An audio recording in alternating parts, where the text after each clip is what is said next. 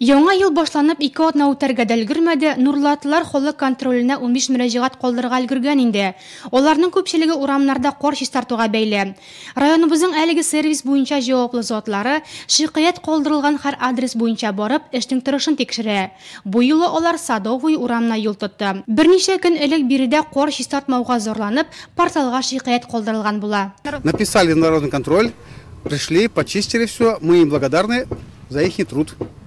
Шуннан да холык контроле системасы күп кенә проблемаларны хәл итүдә ярдәмче була ала. Соңгы елда системаның нәтиҗәлелеге бигрәк тартты. Порталда калдырылган шикаятләргә кул селтәп кенә котылып булмый. Хәзер җаваплы затлар катгый контрольдә тотыла. Хәзерге вакытта иң актуаль проблема булып, ул кар чистарту тора. Без ул мөрәҗәгатләрне 2-3 көн эчендә хәл итәргә тырышабыз. Әйтергә кирәк инде, кайбер мөрәҗәгатләр алар глобаль аларның бер көндә генә чишеп бетереп булмый. Аларга өчен вакыт та кирәк, аларны хәл итү өчен финанс ягыннан да бик зур ярдәм кирәк. Чөнки ул проблемалар бик зур чыгымнар таләп итәләр.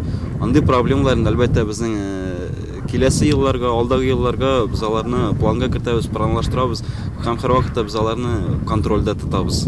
Халыкны иң борчыган мәсьәләләр елдан-ел үзгәрешсез кала.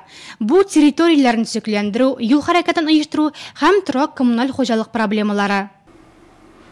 Әлеге системаны халыкның хөкүмәт белән аралашуның иң заманча каналы дип атыйлар, һәм ул елдан-ел күбрәк кулайшая. Мәсәлән, узган ел гына да әлеге порталга безнең районнан 150дән артык мөрәҗәгать кабул ителгән, һәм аларның барысы да диярлек уңай чишелеш тапкан. Татарстан Республикасы мәгълүматлаштыру һәм элемтә министры урынбасары Тимур Зарипов хәбәр иткәнчә, быел холык контроле системасына яңа категорияләр кертелә. Хәзер гражданнар экстремизм, милләт-ара низаглар һәм коррупция белән көрәш категорияләренә дә мөрәҗәгатләрен юллаячак. Ләкин алар сайтта бастырылмаячак, турыдан-туры Эчке эшләр министрлыгы вәкилләренә юлланачак.